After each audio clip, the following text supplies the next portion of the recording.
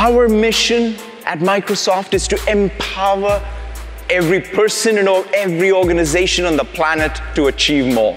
We make things that help you make things and make things happen. This is what drove us to build the devices we launched today. Thank you for coming, and thank you very, very much. Microsoft just announced a ton of new hardware here at a huge event in New York City.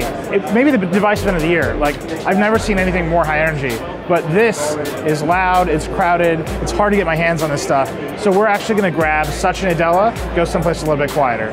Nothing cooler than getting into a car. Right.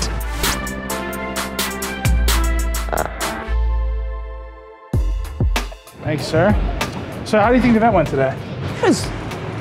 I thought just fantastic. I mean, the innovation and the momentum of Windows, oh my God. even from July, is awesome. It's already here. The Surface Book's already here. Huh? So we're in the store, it's already ready to go. Yeah, I mean, so this is Surface Book. This is Surface Book. Why now are you making something that looks very much like a laptop?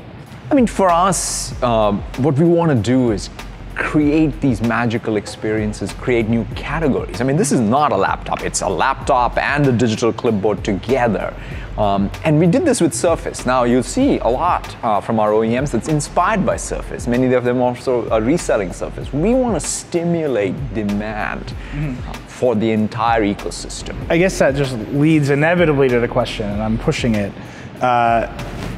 You have these OEM partners, and some of them make, there's a lot of computers here that I can just see in the store that you maybe would never make. But it seems like this is conclusively a better experience because it's more integrated, because you guys control the operating system and the biggest suite of apps, and now you're making the best hardware. The way I think about it is, in order to create new things, you got to take all kinds of risk. Yeah. You got to take big R&D risk. Right? I mean, it's not the day we conceptualized something like this, it was not clear that it'll work. Yeah. Right? So you got to take R&D risk, and then ultimately you got to take even inventory risk. So we want to do that for the PC ecosystem. I don't think of that, and that is going to only help my OEM partners. When we first started to where we are now, I feel that we think by Microsoft participating in creating these categories, pushing the envelope, we really grow the entire ecosystem. Yeah, I mean, you look around the store. I mean, in fact, this is the Microsoft Store is a great place to come see what the entire ecosystem is capable of. Of course, there's the Surface Pro 4. There's the HoloLens. You should stop. You should can you take the HoloLens out of the glass case here? I'm not. That's where our empowerment stops. God, I'm gonna get into trouble. Isn't the most important device the phone? I mean, that's really the question here, right? These are great, and I think there's no question that the Surface Book is just like a fascinating product on every level, but it's not a phone. Yeah, no. Right, and you've got to really, I mean, mobile is where, I mean, that's the next billion users, right? How are you going to attack those billion users? I mean, the two phones, I think we passed them. There they are. Yeah. These are the phones that we talked about today, the 950, 950 XL.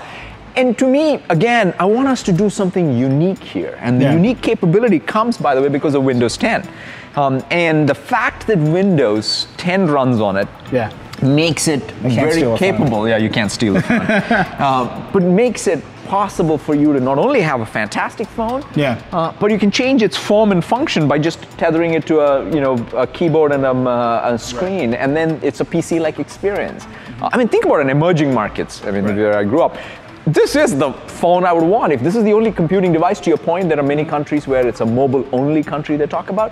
But I don't want to be just mobile-only. I want to be mobile plus. And this is a mobile plus device to me. I mean, it'll really help us expand even what is considered today mobile. So let's talk big picture. So we've got the Surface Book, the Surface Pro 4, the Band, the phone, and you're saying these are all going to run Windows 10 now. So what does that really mean to a consumer? Beyond just the data and the settings will transfer, right? A lot of your competitors can do that too. What does it really mean for them all to be connected into it? I mean, it means a lot of things for us, which is the goal of Windows 10 was to first conceptualize it as a service.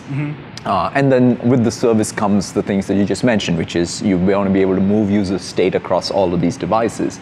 But it's much broader than that. It's one OS. That means it's one developer platform. So if you're an application developer, you can write applications. These are the universal apps that can be modified for the different screen sizes, different form factors. So building one OS that can then express itself in different forms and function, I think speaks directly to what I think needs to happen in personal computing, which is have more personal computers.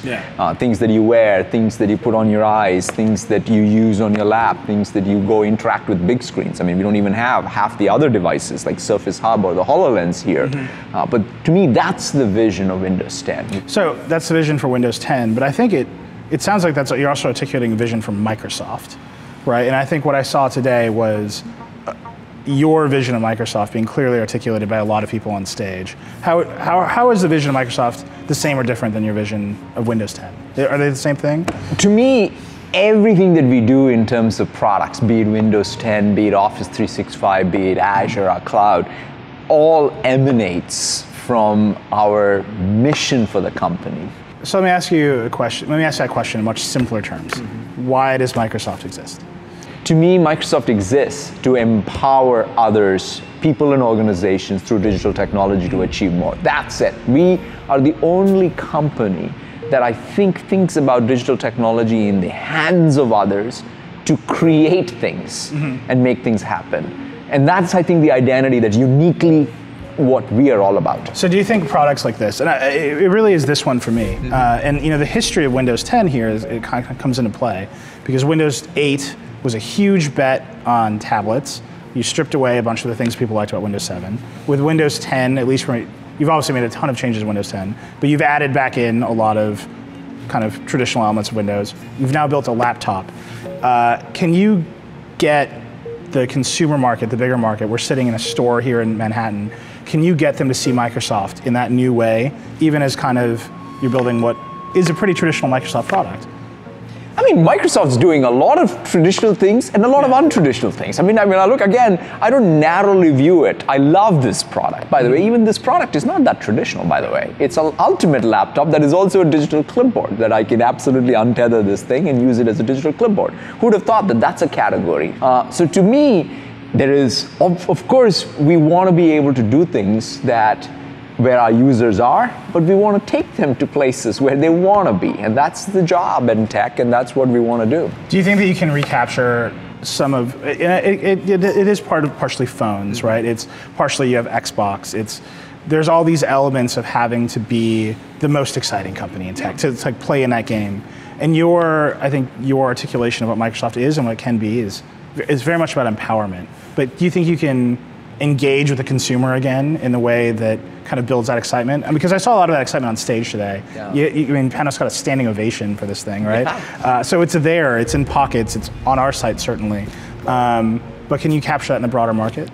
I absolutely believe so, because and of course, ultimately it is the product truth. It's not the words I say, but it's the experiences we deliver from the Xbox to Xbox Live, now not only on the console, but with the PC, what we're doing with the Band, to the HoloLens, to the Surface Book, to the Surface Pro 4, to all the other ecosystem partners innovating around Windows 10. That entirety in your life and at work is what I think is going to re-engage the Windows users in a massive way. So you've been the CEO of Microsoft for about a year and a half. What's been the hardest thing that you've had to struggle to accomplish in that time? I would say one of the things that I have learned is, as a CEO, what is your job? Right? I mean, you sort of feel like, oh yeah, you know what it is, and you get the intellectual side of it. But there is something that only a CEO uniquely can do, which is set that tone that then can capture the soul of the collective. And it's culture. That's why I'd like to even use that expression that at least I've come to realize, and I'm still discovering all the aspects of it, which is the job of the CEO is curating the culture that makes excellence happen. What is going to be your hardest challenge in the next year and a half? the hardest challenge, I think, is that cultural renewal, the cultural expression of excellence. One of the things that we think about, I was talking to you even earlier, is a change in Microsoft where we no longer talk about the lagging indicators of success, right? Which is revenue, profit. What are the leading indicators of success? Customer love. There's actually a way to measure it. It's called, NPS or Net Promoter Score. So getting people, getting our entire organization to fall in love with these leading indicators of success and staying true to them is perhaps the biggest challenge, but it's also what I know to be the biggest driver of our success.